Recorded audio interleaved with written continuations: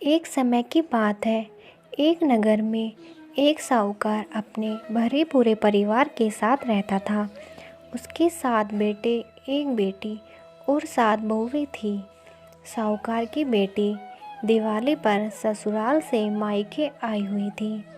दिवाली पर घर को लीपना था, इसीलिए सारी बहुएं जंगल से मिट्टी लेने गई।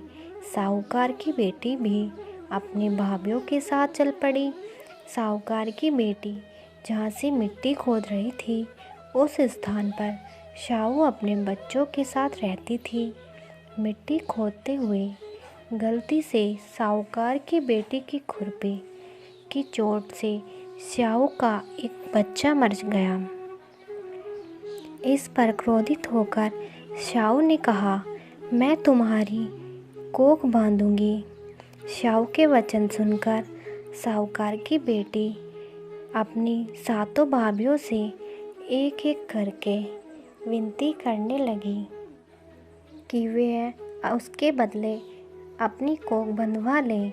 उसकी सबसे छोटी भाभी ननद के बदले अपनी कोख बंधवाने के लिए तैयार हो गई। इसके बाद छोटी भाभी के जो भी बच्चे होते 7 दिन बाद मर जाते। 7 पुत्रों को इस प्रकार मृत्यु होने के बाद उसने पंडित को बुलाकर इसका उपाय पूछा। पंडित ने सुरही गाय की सेवा करने की सलाह दी। सुरही गाय सेवा से प्रसन्न हो जाती है और छोटी बहू से पूछती है कि तू किस लिए मेरी इतनी सेवा कर रही है और तू मुझसे क्या चाहती है। जो कुछ तेरी इच्छा हो वो तू मुझसे मांग ले। साहूकार की बहू ने कहा, शाहू माता ने मेरी कोख बांध दी है, जिससे मेरे बच्चे जीवित नहीं रहते। अगर आप मेरी कोख शाहू माता से खुलवा दें तो मैं आपका उपकार मानूंगी।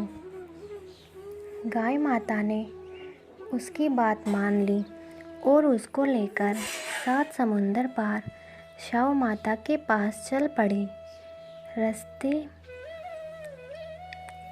के थक जाने पर दोनों आराम करने बैठ गई। अचानक साहूकार की छोटी बहू की नज़र एक ओर गई। वहाँ उसने देखा कि एक सांप गरुड़ पंखनी के बच्चों को डसने जा रहा है। यह देखते ही उसने उन बच्चों को बचाने के लिए उस सांप को मार दिया।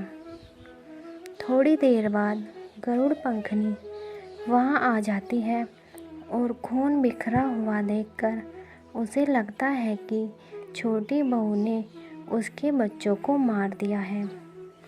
इस पर वह छोटी बहू को चोंच मारने लगती है। छोटी बहू गरुड़ पंखनी से कहती है कि मैंने तुम्हारे बच्चों की जान बचाई है। गरुड़ पंखनी यह सुनकर बहुत खुश होती है और वह छोटी बहू से कहती है कि मैं किस प्रकार तुम्हारी मदद कर सकती हूँ। तो छोटी बहू कहती है कि वह उसे शाहू माता तक पहुँचा दे। गरुड़ पंखनी सुरही गाय और छोटी बहू को अपनी पीठ पर बैठाकर 7 समुंदर पार करवा देती है और उन्हें शाहू माता के पास पहुँचा देती है। शाहू माता सुरही गाय को देखकर बोलती है कि बहन, तुम तो बहुत दिनों में आई हो। फिर उन्हें कहती है कि मेरे सिर में बहुत जुएं पड़ गई हैं। साहूकार की बहू सलाई लेकर उनकी सारी जुएं निकाल देती है, जिससे शाहू माता खुश हो जाती हैं और बोलती हैं कि तुमने मेरी बहुत जुएं निकाली हैं, इसलिए तेरे 7 बेटे और 7 बहुएं हों। इस पर छोटी बहू बोलती है कि माता, मेरे तो एक भी पुत्र नहीं है, 7 कैसे होंगे। शाहू माता पूछती है कि क्या बात है। तब बहू बोलती है, आप वचन दो तब मैं आपको बताऊंगी। शाहू माता वचन देती है। तब बहू कहती है कि आपने मेरी कोख बांध रखी है, मेरे बच्चे नहीं जीते। ये सुनकर शाहू माता बोलती है कि तूने तो मुझे ठग लिया। मैं पहले तेरी कोख नहीं खोलने वाली थी, पर अब मुझे तेरी कोख खोलनी पड़ेगी। जा, तेरे 7 बेटे और 7 बहुएं हों।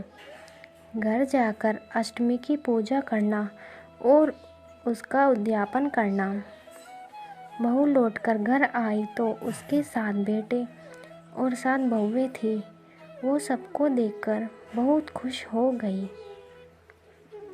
अब अष्टमी के दिन उसने 7 आहुति बनाई और उनकी पूजा और उद्यापन किया। उधर उसकी जेठानियाँ आपस में बात करने लगी कि जल्दी जल्दी अहोई माता की पूजा कर लो, नहीं तो छोटी बहू अपने बच्चों को याद करके रोने लगेगी। जब उसके रोने की कोई आवाज़ नहीं आई तो उसने अपने बच्चों से कहा कि चाची के घर जाकर देख कर आओ कि अभी तक वो रोई क्यों नहीं। बच्चों ने जाकर देखा तो चाची कुछ मांड रही थी, उद्यापन और पूजा की तैयारी कर रही थी। उन्होंने जाकर अपनी माता को यह बात बताई।